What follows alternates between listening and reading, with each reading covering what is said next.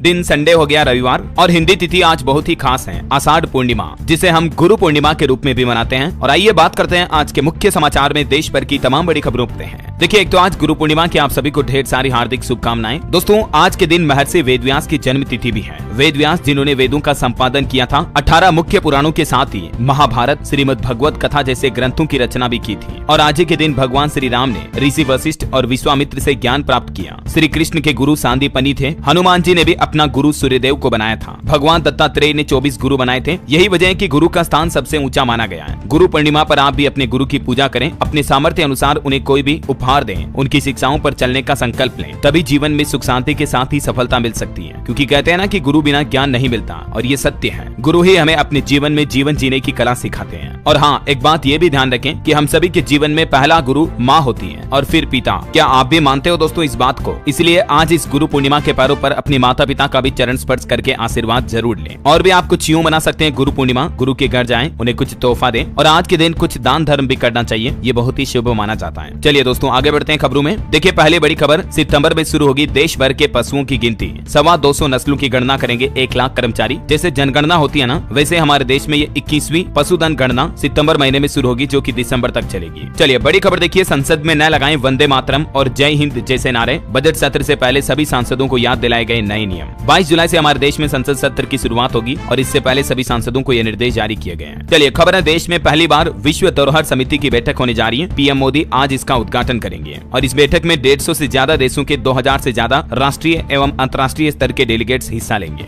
और ये देश में पहली बार संयुक्त राष्ट्र शैक्षिक, वैज्ञानिक और सांस्कृतिक संगठन यानी यूनेस्को की 46वीं विश्व धरोहर समिति की बैठक होने जा रही है। दिल्ली के भारत मंडपम में 21 से 31 जुलाई तक होने वाली इस बैठक में दुनिया भर की कई बड़ी हस्तियां शामिल होगी। चलिए बड़ी खबर देखिए, जम्मू कश्मीर में सेना प्रमुख करेंगे हाई लेवल बैठक। डीजीपी भी इसमें शामिल होंगे। और अभी जो जम्मू कश्मीर में आतंकियों के हालात चले, इसके लिए 500 स्पेशल पैरा कमांडो की तैनाती की गई है। क्योंकि बताया जा रहा है कि 50 से 55 पाकिस्तानी आतंकियों की मौजूदगी का शक है। इनका मकसद है भारत में टेरर नेटवर्क को फिर से एक्टिव करना। तो इन्हीं आतंकियों को सबक सिखाने के लिए भारतीय सेना ने पाकिस्तान से आया आतंकवादियों को पकड़ने के लिए 500 para commando Jammu and Kashmir में तैनात किए हैं। और वहीं सेना प्रमुख बनने के बाद दूसरी बार जम्मू कश्मीर पहुंचे जनरल उपेंद्र द्विवेदी, उन्होंने भी सुरक्षा स्थितियों का जायजा लिया। गृह मंत्री अमित शाह का भी कहना है कि देश में उभरते सुरक्षा खतरों से निपटने के लिए एजेंसियों के बीच तालमेल पर जोर दें। चलिए खबर देखिए, प्रख्यात कृषिविद कमला पुजारी जी के निधन पर देश की राष्ट्रपति द्रौपदी मुर्मू और प्रधानमंत्री ने भी शोक व्यक्त किया। 70 साल की उम्र में इनका निधन हो गया। वहीं देखिए, न्यूजीलैंड के प्रधानमंत्री लक्षण से पीएम मोदी ने फोन पर बातचीत की। दोनों नेताओं ने द्विपक्षीय सहयोग बढ़ाने की प्रतिबद्धता दोहराई। चलिए खबर है, पेरिस ओलंपिक में भारतीय सेना के भी 24 एथलीट दिखाएंगे दमखम। नीरज चोपड़ा भी इसमें शामिल होने जा रहे हैं। जानकारी के लिए बता दूं, पेरिस ओलंपिक 26 जुलाई से शुरू हो रहे हैं, और इस ओलंपिक में शामिल होने के लिए भारत से 117 भारतीय एथलीट और 24 सशस्त्र बल के कर्मी भी शामिल होंगे। बेस्ट ऑफ लक इन सभी को हमारी तरफ से। और चलिए बड़ी खबर देखिए, बांग्लादेश में जो हिंसक प्रदर्शन हो रहा, इसी बीच 1000 से ज्यादा भारतीय स्टूडेंट अपने स्वदेश लौट चुके हैं। हालांकि अभी भी वहाँ हजारों स्टूडेंट फंसे हुए हैं। बांग्लादेश में आपको पता होगा, आरक्षण के खिलाफ हिंसक प्रदर्शन हो रहा। अब तक 105 लोगों की जान भी जा चुकी है, और पूरे देश में अभी कर्फ्यू का माहौल है। अब यहाँ का मोर्चा सेना ने संभाल लिया है। देखते ही गोली मारने का ऑर्डर भी जारी हुआ। बांग्लादेश की सरकारी नौकरियों में 56% आरक्षण है, इसको खत्म करने की स्टूडेंट की मांग है। ये देख सकते हैं यहाँ के स्टूडेंट की 5 प्रमुख बड़ी मांगे क्या है। एक तो इनकी मांग है कि 56% से घटाकर आरक्षण को 10% किया जाए, उम्र सीमा सभी के लिए समान की जाए, वगैरह वगैरह। चलिए अगली खबर देखिए, अमरनाथ यात्रा के लिए 23वां जत्था रवाना हुआ। अब तक 4.25 लाख श्रद्धालुओं ने पवित्र गुफा के दर्शन किए। और एक अच्छी खबर आ रही, पहली छमाही में घरेलू कारोबारी भरोसा सूचकांक बढ़ा। 30% कंपनियां नई नियुक्ति करने की तैयारी में है, तो जल्द ही ज्यादा से ज्यादा युवाओं को नौकरियां मिल पाएगी। वही खबर है, ग्लोबल आउटेज के बाद अब देश के सभी एयरपोर्ट पर सेवाएं बहाल हो गई है। नागरिक उड्डयन मंत्रालय की तरफ से ये बात की जानकारी दी गई। अभी एक दिन पहले आपको पता होगा, माइक्रोसॉफ्ट के सर्वर सिस्टम में जो दिक्कत आई, इसके चलते दुनिया भर में 4000 से भी ज्यादा फ्लाइट कैंसिल हो गई थी। हालांकि कुछ एयरपोर्ट पर इसका असर कल भी देखा गया। फेस रीडिंग सिस्टम डीजी यात्रा में दिक्कतें आई, और भारत में एयर इंडिया ने रिफंड देने का भी ऐलान किया अपने यात्रियों को।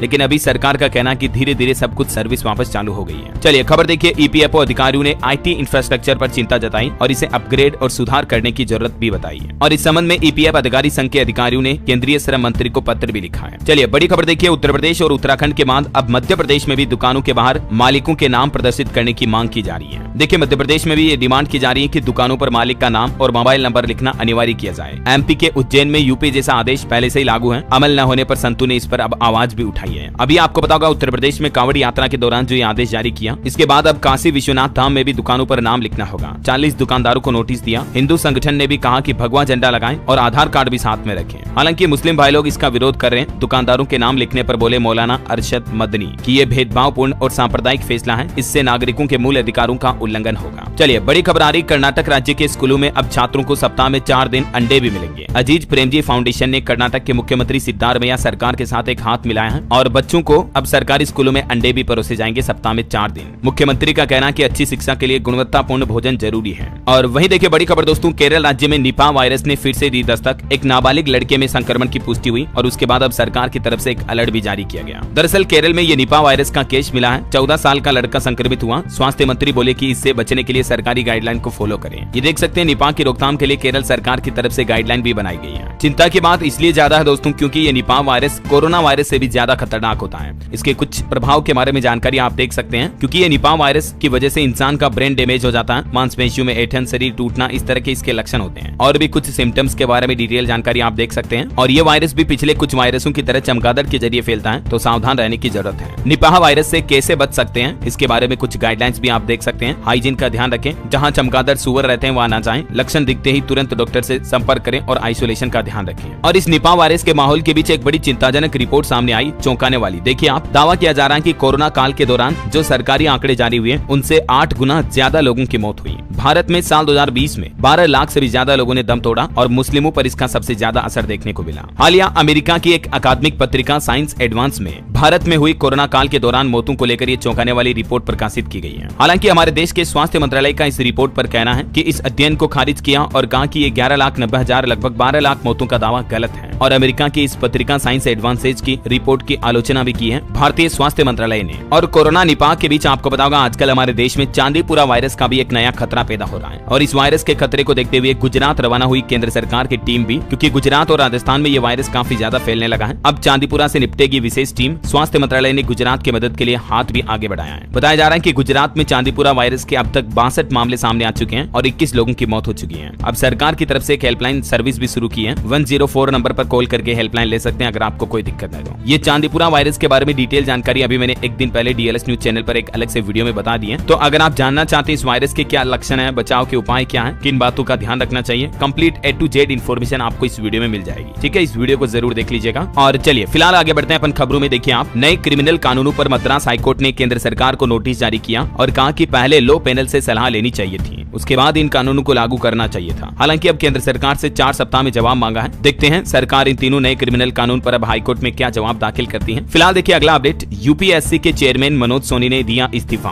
पिछले साल अध्यक्ष बने थे, 5 साल का कार्यकाल बाकी था, लेकिन ये बोले कि इसका पूजा खेड़कर विवाद से कोई संबंध नहीं है। वहीं देखिए बड़ी खबर, दिल्ली में एलजी के प्रमुख सचिव बोले केजरीवाल कम कैलोरी ले रहे हैं। चीफ सेक्रेटरी को एक पत्र लिखा और कहा कि सही डाइट नहीं ली, वजन घटा। आम आदमी पार्टी बोले कि एलजी मजाक कर रहे हैं। इधर हरियाणा में भी दिल्ली के मुख्यमंत्री अरविंद केजरीवाल की पत्नी ने 5 गारंटी दी। फ्री बिजली, हर महिला को 1,000 रुपए महीना और पहली बार सीटों पर चुनाव लड़ने की तैयारी की जा रही है। ये देख सकते हैं आप, हरियाणा में आम आदमी पार्टी की क्या 5 गारंटी हैं। मुफ्त और 24 घंटे बिजली, सबको अच्छा और फ्री इलाज, अच्छी और बेहतरीन फ्री शिक्षा, सभी माताओं बहनों को हर महीने 1,000 रुपए और हर युवा को रोजगार की 5वीं गारंटी भी दी है आम आदमी पार्टी ने हरियाणा में। और वहीं देखिए हरियाणा में Congress MLA money laundering case में गिरफ्तार हुए। कोर्ट ने 9 दिन की रिमांड पर भेजा। ईडी को डेली मेडिकल के आदेश भी दिए। कांग्रेस विधायक सुरेंद्र पवार को गिरफ्तार किया गया। इधर देखिए महाराष्ट्र में उद्धव ठाकरे बोले कि मुंबई का नाम अडानी सिटी नहीं होने देंगे। धारावी के नाम पर अडानी का विकास चल रहा है, सत्ता में आते ही प्रोजेक्ट रद्द करेंगे। शिवसेना प्रमुख उद्धव ठाकरे ने यह बयान दिया है। चलिए नीट एग्जाम पर बड़ी खबर आ रही। देखिए एनटीए ने जारी किए नीट यूजी 2024 के केंद्रवार नतीजे। सुप्रीम कोर्ट के आदेश के बाद अब एनटीए यानी नेशनल टेस्टिंग एजेंसी ने सेंटर वाइज नया रिजल्ट भी जारी कर दिया नीट यूजी स्टूडेंट का। और इसमें एनटीए का कहना है कि नीट के जिन सेंटर्स पर गड़बड़ी हुई वहां कोई टॉपर स्टूडेंट नहीं है। रिजल्ट जारी हुआ। सीबीआई ने बीटेक ग्रेजुएट समेत 3 लोगों को गिरफ्तार भी किया जो कि नीट पेपर सोल्वर गैंग से जुड़े हैं। चलिए अगली बड़ी खबर देखिए दोस्तों, हमारे देश में पहली बार इस तरह की अनोखी शुरुआत की जा रही है। कोर्ट में जिरह सुनकर टाइप करेगा कंप्यूटर। 30 हजारी कोर्ट से इसकी शुरुआत होने जा रही है। दिल्ली की सभी 691 जिला अदालतों को भी एआई यानी आर्टिफिशियल इंटेलिजेंस की सुविधा मिलेगी। और अब देखिए मतलब यहाँ टाइप राइटर की जॉब भी कंप्यूटर एआई खा गया है। जिरह सुनकर ऑटोमेटिक टाइप करेगा कंप्यूटर एआई के जरिए। और ये शुरुआत हमारे देश में पहली बार दिल्ली की 30 हजारी कोर्ट से हो गई है। ये देख सकते हैं यहाँ पर हाई कोर्ट के एक्टिंग चीफ जस्टिस मनमोहन ने 30 हजारी कोर्ट में हाइब्रिड मॉडल का उद्घाटन भी किया। इनका कहना है कि न्याय व्यवस्था को दुरुस्त करने के लिए एक मजबूत मजबूत और नई तकनीक की आवश्यकता है। स्पीच टू टेक्स्ट सुविधा इस मामले में गेम चेंजर साबित हो सकती है। मतलब जैसे ही जज बोलेंगे जज साहब कंप्यूटर ऑटोमेटिक टाइप कर देगा। नौकरियां तो इस तरह से खाई जा रही एआई द्वारा। दोस्तों आपको भी अपग्रेड होना चाहिए टेक्नोलॉजी के साथ साथ, अगर भविष्य में सर्वाइव करना है तो, राइट। मैं कभी आपको डीएलएस न्यूज पर एक अलग से डिटेल वीडियो में बताऊंगा किस तरह से आप चैट जीपीटी वगैरह का इस्तेमाल कर सकते हैं आपकी दैनिक लाइफ में। अगर आप चाहते हो कि मैं इस पर एक डिटेल वीडियो लाऊं तो नीचे कमेंट करके लिखिए यस डीएलएस भाई। बहरहाल फिलहाल अपना आगे बढ़ते हैं खबरों में। देखिए आप, दिल्ली में एक और किडनी ट्रांसप्लांट रैकेट का बड़ा खुलासा हुआ है जो ह्यूमन ऑर्गन की तस्करी कर रहे थे।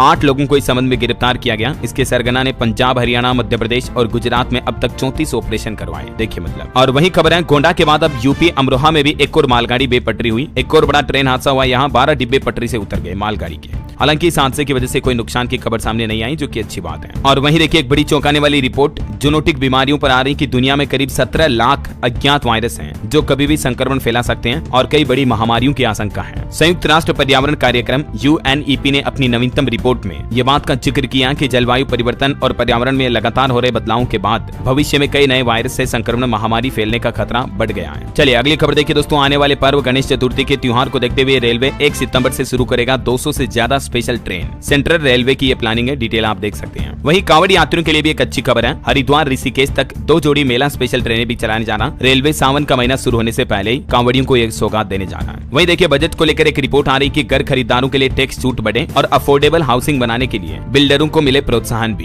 क्रेडाई की तरफ से, जो कि रियल एस्टेट कंपनियों का संगठन है, उसकी तरफ से सरकार से बजट में ये डिमांड की गई है। और हाँ दोस्तों, अभी तो अपन कुछ और महत्वपूर्ण और काम की खबरें देखेंगे। बिजली बिल महंगा होने को लेकर भी अपडेट है, कुछ सरकारी नौकरियों के अपडेट भी जानेंगे और भी कई सारी महत्वपूर्ण खबरें देखेंगे। लेकिन खबरों में आगे बढ़े इससे पहले आज के मौसम समाचार पर नजर डाल लेते हैं। और हाँ, एक छोटी सी रिक्वेस्ट आपसे ये है कि अगर आप डीएलएस न्यूज चैनल पर पहली बार आए हैं और चैनल को अभी तक भी सब्सक्राइब नहीं किया ना, तो इसे सब्सक्राइब करके बेल आइकन दबा दीजिए और इस वीडियो पर एक छोटा सा प्यार भरा लाइक भी कर दीजिएगा, ताकि आपको रोजाना की ताजा खबरें, नई सरकारी योजनाओं की जानकारी, सरकार के बड़े ऐलान, नए नियम, बड़ी घोषणाएं सबसे पहले आपके मोबाइल पर मिलती रहेगी। चलिए 1 सेकंड का भी टाइम वेस्ट नहीं करते, सीधा आगे बढ़ते हैं मौसम अपडेट में। क्योंकि आप सबको पता दोस्तों, डीएलएस भाई की खबरें चलती हैं बुलेट ट्रेन की रफ्तार से, नॉन स्टॉप एकदम। मतलब जैसे बंदूक की गोली निकली खबरों की शुरुआत होती है। एक बार ट्रिगर दब गया, रुकने का नाम ही नहीं। पूरा वीडियो देखो बिंदास। अब खुद की तारीफ कितनी करूं। आगे बढ़े मौसम समाचार में। देखिए आप, गुजरात में 36 घंटे में 565 mm बारिश हुई। उत्तर प्रदेश वाराणसी के घाटों पर भी एनडीआरएफ की टीमें तैनात की गई। नागपुर में स्कूल कॉलेज बंद किए गए। आज भी 11 राज्यों में बारिश का अलर्ट है। सबसे पहले आपको गुजरात के कुछ हालात बताता हूँ। देखिए, लगातार 45 घंटों से पोरबंदर पानी में डूब गया मानो पूरा।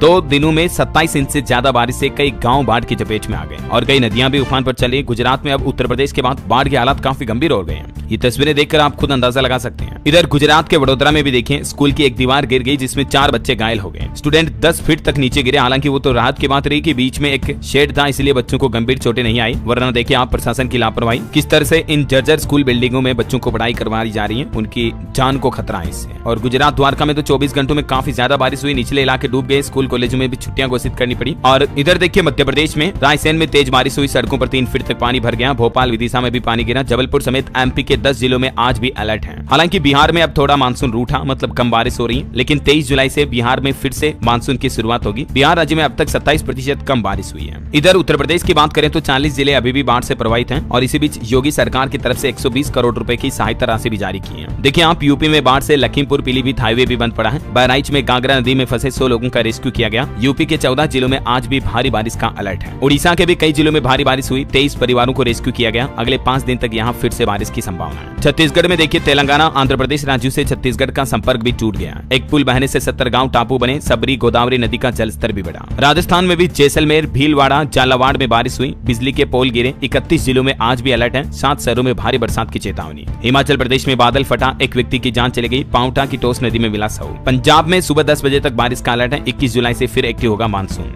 और भी स्काईमेट वेदर की रिपोर्ट के मुताबिक अगले 24 घंटों के दौरान मौसम की संभावित गतिविधि क्या रहेगी, जिसकी डिटेल आप देख सकते हैं स्क्रीन पर। और वहीं दोस्तों, सराफा बाजार पर नजर डालें सोने चांदी के रेट पर, तो देखिए सोना थोड़ा महंगा हुआ। हालांकि चांदी की चमक घटी है। अब आज संडे है तो मैं आपको पूरे सप्ताह का वीकली रेट बता देता हूँ। देख सकते हैं आप इस सप्ताह सोने चांदी की चाल में क्या बदलाव देखने को मिला। और वहीं मार्केट से कुछ अपडेट देखिए आप। एचडीएफसी बैंक का पहली तिमाही में मुनाफा 35% बढ़ा। आय 45% बढ़कर 83,701 करोड़ रुपए रही। यस बैंक के निवेशकों के लिए भी अच्छी खबर है। बैंक का रिजल्ट काफी अच्छा आया। 47% तक बढ़ा मुनाफा और एनपीए भी घटा है। चलिए अगली बड़ी खबर देखिए। अंधविश्वास और जादू टोने के खिलाफ सुप्रीम कोर्ट में एक याचिका दाखिल की गई और कहा कि समाज में ये प्रथाएं काफी अमानवीय और शोषण करने वाली हैं, इसलिए इन चीजों पर रोक लगाई जाए। फर्जी बाबाओं के खिलाफ सुप्रीम कोर्ट में ये जनहित याचिका लगाई गई है। देखते हैं सुप्रीम कोर्ट की तरफ से इस पर क्या फैसला आता है, मैं आपको बता दूंगा। वहीं देखिए दोस्तों, ऑटो इंडस्ट्री इंडस्ट्री से खबर आ रही है, Mahindra Thar 5 door version launch होने वाला है जल्दी। इसका नाम होगा थार रॉक्स ROXX। इस नाम से आएगी ये महिंद्रा की नई SUV और जल्दी इसे भारतीय मार्केट में लॉन्च किया जाएगा 15 अगस्त स्वतंत्रता दिवस के आसपास। चलिए अगली बड़ी खबर देखिए। राजस्थान पुलिस सेवा नियम में OBC के लिए आयु सीमा में 5 साल की छूट का प्रावधान यथावत है। दरअसल कल से ही मीडिया रिपोर्ट चल रही थी कि राजस्थान सरकार ने पुलिस भर्ती पर यह बड़ा फैसला लिया और अब OBC आरक्षण में ये छूट नहीं मिलेगी। तो इन खबरों के बाद सरकार की तरफ से क्लेरिफिकेशन जारी किया गया, जिसमें कहा कि भूलवश 2 स्थानों पर यह अंकित हो गया था, लेकिन ये जो 5 साल की छूट का प्रावधान है OBC के लिए, ये अभी भी जारी रहेगा। ठीक है ना। और इसके अलावा भी राजस्थान सरकार के कुछ बड़े फैसले देखिए आप। राजस्थान की भजनलाल सरकार ने सरकारी अस्पतालों में बुजुर्गों के लिए एक नई व्यवस्था शुरू की है। राम आश्रय वार्ड नाम से एक नई व्यवस्था शुरू की है, जहां बुजुर्गों को स्पेशल फैसिलिटी मिलेगी अस्पतालों में। डिटेल आप देख सकते हैं। राजस्थान के चिकित्सा स्वास्थ्य मंत्री की तरफ से ये निर्देश भी जारी किए गए हैं ना। और एक अच्छी खबर है, राजस्थान में इन 50,000 पदों पर भर्ती का ऐलान किया। विधानसभा में खुद चिकित्सा मंत्री की तरफ से बड़ा ऐलान किया और कहा कि सरकार जल्द ही चिकित्सा विभाग में ये 50,000 पदों पर भर्तियां निकालेगी। राजस्थान में गाँव के विकास के लिए भी अच्छी खबर आई है। लगभग 1100 करोड़ रुपए खाते में डालेगी भजनलाल सरकार। राजस्थान में सरपंच संघ की 15 सूत्री मांगों को लेकर उच्च अधिकारियों ने सरपंचों के साथ विस्तार से चर्चा की और राजस्थान सरकार ने आश्वासन दिया कि 15 अगस्त तक ग्राम पंचायतों के खातों में 1100 करोड़ रुपए पहुंच जाएंगे, जिनसे कि गांव का विकास कराया जाएगा, है ना। वैसे राजस्थान में बिजली उपभोक्ताओं को बड़ा झटका लगा। अब आपका बिजली बिल ज्यादा आएगा। वजह यह दोस्तों की 61 पैसे प्रति यूनिट फ्यूल सरचार्ज लगाया है राजस्थान सरकार ने। 200 यूनिट से ज्यादा खपत वालों पर इसका असर पड़ेगा। मतलब समझ रहे हो, जिन लोगों का भी बिजली बिल 200 यूनिट से ज्यादा आता है हर महीने 2 महीने में जिस भी साइकिल में, तो उन लोगों के लिए अब बिजली बिल पर 54 पैसे प्रति यूनिट अलग से फ्यूल सरचार्ज लगाने के आदेश जारी किए हैं, जिससे कि प्रति यूनिट आपका रेट बढ़ जाएगा, है ना। चलिए राजस्थान के बाद मध्य प्रदेश के कुछ अपडेट देखिए आप। MP में 17,000 करोड़ में खुलेगी नई इंडस्ट्रीज। छिंदवाड़ा को मिले 15 नए प्रोजेक्ट भी। मध्य प्रदेश के जबलपुर में बनेगा रेडीमेड टेक्सटाइल स्किल सेंटर भी। मध्य प्रदेश के मुख्यमंत्री डॉक्टर मोहन यादव की तरफ से ये कुछ बड़ी घोषणाएं की गई हैं। जबलपुर में बनेंगे सेना के घातक टैंक। मुख्यमंत्री ने कॉन्क्लेव में ये घोषणाएं की हैं। इसके अलावा MP छिंदवाड़ा में 15 नए प्रोजेक्ट शुरू होंगे और जबलपुर में ये रेडीमेड टेक्सटाइल स्किल सेंटर भी बनेंगे। और इसके अलावा कोई कंपनी अगर डिफेंस में निवेश करती है, इन्वेस्टमेंट करती है, तो भी अब मध्य प्रदेश सरकार 75% डिस्काउंट में जमीन देगी। ये इन्वेस्टर मंच से कुछ MP सरकार की बड़ी घोषणाएं आप देख सकते हैं अलग अलग योजनाओं के बारे में। वैसे आपको पता होगा मध्य प्रदेश में भी भील प्रदेश बनाने की मांग की जा रही। 13 जिलों को MP से अलग करने का प्रस्ताव है। हालांकि राज्य सरकार ने अब इस मुद्दे को संसद पर छोड़ दिया। नए भील प्रदेश में 4 राज्यों के इन जिलों को मिलाकर के भील समाज की तरफ से मांग की जा रही कि हमारा राज्य अलग बना दिया जाए, जिसमें मध्य प्रदेश के भी ये 13 जिले शामिल हैं और बाकी कुछ जिले राजस्थान से हैं, गुजरात से और महाराष्ट्र से भी हैं। मैंने आपको कल ही डिटेल बताई थी इस बारे में, है ना। और वहीं देखिए मध्य प्रदेश उज्जैन में रविवार को खुलेंगे स्कूल। अब सोमवार को छुट्टी रहेगी। सावन में महाकाल की सवारी के चलते ये फैसला लिया गया है। 22 जुलाई से लेकर 2 सितंबर तक ये व्यवस्था रहेगी। चलिए खबर है दोस्तों, कर्नाटक के श्रृंगेरी शारदा मंदिर में 15 अगस्त से ड्रेस कोड लागू होगा। केवल इन परिधानों में ही मिलेगा प्रवेश और मंदिर में आने वाले श्रद्धालुओं को उचित परिधान और मर्यादा के पालन के साथ ही कपड़े पहनने होंगे। मतलब जैसे छोटे छोटे आजकल जो इस तरह के कपड़े आते हैं ना, वैसे कपड़े पहनकर मंदिर में प्रवेश की अनुमति नहीं होगी। चलिए खबर है छत्तीसगढ़ में 15,000 NHM संविदा कर्मी 22 जुलाई से हड़ताल पर जा रहे हैं। बिलासपुर में CMHO को ज्ञापन सौंपा। नियमितीकरण यानी प्राइवेटाइजेशन और 27% वेतन बढ़ोतरी समेत टोटल 18 मांगे हैं NHM संविदा कर्मियों की। ये वजह की कल 22 जुलाई से ये हड़ताल पर चली जाएगी। ये कर्मचारियों की कुछ प्रमुख मांगों की डिटेल भी आप देख सकते हैं, है ना। और वैसे एक ऐसी घोषणा राजस्थान में भी की है। कल 22 जुलाई से सामूहिक अवकाश पर जाएंगे सरकारी मेडिकल कॉलेजों के शिक्षक। सेवा नियमों को लेकर इनमें असंतोष है। यही वजह की राजस्थान के तकरीबन 17 मेडिकल कॉलेजों के 700 से ज्यादा शिक्षकों ने सामूहिक अवकाश मतलब एक साथ छुट्टी लेने की घोषणा की है। इनकी मांग है राज्य सेवा नियमों को सभी पर लागू किया जाए। देखते हैं अब राजस्थान सरकार क्या फैसला लेती है। और वहीं देखिए राजस्थान से एक और बड़ी खबर, शिक्षक भर्ती परीक्षा में फर्जी डिग्री का शक होने के चलते अब 1 लाख टीचर के डॉक्यूमेंट का वेरिफिकेशन किया जाएगा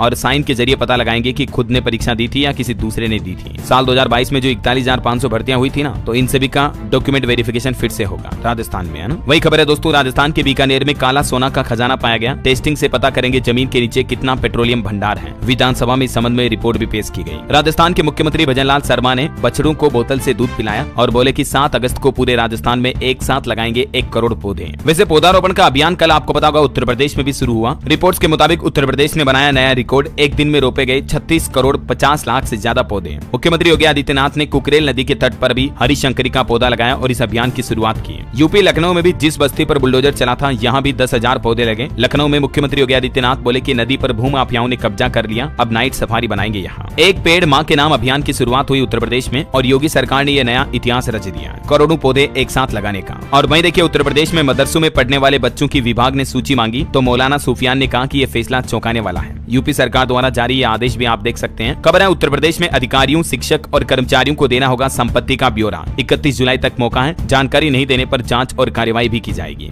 और वहीं देखिए उत्तर प्रदेश में एक और नया आदेश जारी हुआ। अब पूरी बाह की शर्ट पैंट पहनकर स्कूल आएंगे बच्चे। बेसिक शिक्षा अधिकारियों की तरफ से ये निर्देश जारी किया गया। मतलब हाफ पैंट हाफ शर्ट में नहीं आएंगे, बल्कि बच्चों की स्कूल यूनिफॉर्म को लेकर भी ये कुछ नए दिशा निर्देश जारी किए हैं। डेंगू मलेरिया से बचाने के लिए निर्देश दिए गए हैं और साथ ही आदेश में कहा कि स्कूलों के आसपास जल जमाव भी न कराया जाए। चलिए अगली खबर है उत्तर प्रदेश के इस शहर में स्थापित होगी भगवान बुद्ध की 51 फीट ऊंची कांस्य की मूर्ति। योगी सरकार ने तैयारी भी शुरू कर दी है। यूपी के कौशाम्बी में इस मूर्ति को स्थापित किया जाएगा, जिसका वजन तकरीबन 52 टन होगा। और देखिए प्रयागराज में योगी कैबिनेट की बैठक हुई, लेकिन इसमें डिप्टी सीएम केशव प्रसाद मौर्य नहीं पहुंचे। सरकार और संगठन में क्या चल रहा है, ये सवाल किया तो डिप्टी सीएम ने मुस्कुराकर जवाब दिया। आजकल आपको पता होगा योगी सरकार और डिप्टी सीएम केशव प्रसाद मौर्य में कुछ कंट्रोवर्सी की बातें हो रही है ना। और वहीं देखिए योगी सरकार ने एक और बड़ी सौगात दी है। अब खेतों से कर सकेंगे 100 घन मीटर मिट्टी का खनन। पुलिस परेशान नहीं करेगी। ऑनलाइन परमिशन लेकर खेतों में 100 घन मीटर मिट्टी का खनन यानी कि माइनिंग की जा सकेगी। योगी सरकार की तरफ से ये इजाजत दी गई है। और वहीं देखिए उत्तर प्रदेश में अब गाड़ी मालिकों को आरटीओ डिपार्टमेंट के चक्कर नहीं लगाने पड़ेंगे, क्योंकि आपका काम ऑनलाइन ही हो जाएगा। बात कुछ यूं है दोस्तों कि हाल ही में यूपी में कुछ जांच में खुलासा हुआ। आरटीओ रजिस्ट्रेशन में कई वाहन स्वामियों के गलत मोबाइल नंबर डले हुए हैं, है ना। तो अब परिवहन विभाग की जांच में जब ये बात सामने आई, तो अब परिवहन विभाग ने कहा कि आप खुद ही घर बैठे ऑनलाइन पोर्टल के जरिए मोबाइल नंबर अपडेट कर सकते हैं परिवहन.gov.in इस पोर्टल पर। चलिए कुछ और स्टेट न्यूज अपडेट देखिए फटाफट से। हरियाणा में कचरे से बनेगी बिजली। केंद्र सरकार और हरियाणा सरकार के बीच एक एमओयू साइन हुआ। गुरुग्राम फरीदाबाद से इसकी शुरुआत होगी। वेस्ट टू एनर्जी प्लांट लगाए जाएंगे। वहीं खबर है उत्तराखंड के भी सरकारी भवनों में लगेंगे सोलर पावर प्लांट। 2026 तक 250 मेगावाट की क्षमता वाले सोलर पावर प्लांट की स्थापना का लक्ष्य रखा है उत्तराखंड की पुष्कर सिंह धामी सरकार ने। कुछ डिटेल आप देख सकते हैं। और हिमाचल प्रदेश में देखिए मुख्यमंत्री सुक्खू बोले 6000 अनाथ बच्चों को कानूनी अधिकार देने वाला हिमाचल प्रदेश पहला राज्य बना है। यहाँ बच्चों को खर्चे के लिए 4000 रुपए प्रति महीने भी दिए जा रहे हैं बेसहारा बच्चों के लिए, है ना। और वहीं अपडेट देखिए दोस्तों, आज की तारीख 21 जुलाई को पश्चिम बंगाल में सरकार टीएमसी शहीदी दिवस के रूप में मनाती है, क्योंकि ये एक रैली हुई थी जिसमें दंगे में 13 कांग्रेस कार्यकर्ताओं की जान चली गई थी। वहीं खबर देखिए 2075 तक अमेरिका को पिछाड़ देंगे हम। पीएम मोदी ने कहा तेजी से आगे बढ़ रही भारत की अर्थव्यवस्था। खबर है सुप्रीम कोर्ट ने खारिज की राज्य सरकार की याचिका। अब होमगार्ड जवानों को पुलिस के जवानों के बराबर मिलेगी सैलरी। झारखंड हाईकोर्ट द्वारा झारखंड सरकार को यह झटका दिया है और झारखंड में अब होमगार्ड और पुलिस जवानों को सैलरी इक्वल मिलेगी। वहीं देखिए दोस्तों मेलनबर्ग में भारत का तिरंगा लहराएंगे साउथ एक्टर रामचरण। IFFM देगा इन्हें अवार्ड। अब तक किसी भारतीय हस्ती को यह सम्मान नहीं मिला जो इनको मिलने जा रहा है। डिटेल आप देख सकते हैं। मेनी कांग्रेट्स रामचरण को इस अचीवमेंट के लिए। चलिए खबर है छत्तीसगढ़ में भी जमीन मालिकों की बड़ी सुविधा। अब तहसीलदार कर सकेंगे पटवारी रिकॉर्ड में दर्ज त्रुटियों का सुधार। छत्तीसगढ़ सरकार की तरफ से ये राइट्स दे दिए गए हैं इनको। और एक बड़ी खबर देखिए, इस राज्य में मूवी टिकट और OTT सब्सक्रिप्शन पर भी 2% सेस टैक्स लग सकता है। कर्नाटक सरकार इस तरह का प्लान बना रही है। खबर है बिहार के अनाथ बच्चों की चिंता होगी अब दूर, क्योंकि सरकार की परिवरिश योजना बनेगी सहारा। बिहार के नीतीश सरकार की तरफ से अनाथ बच्चों के लिए ये नई योजना शुरू की जा रही है। इस योजना के तहत बेसहारा बच्चों को जीवन व्यापन करने में मदद मिलेगी और बिहार सरकार की तरफ से आर्थिक सुविधा उपलब्ध कराई जाएगी।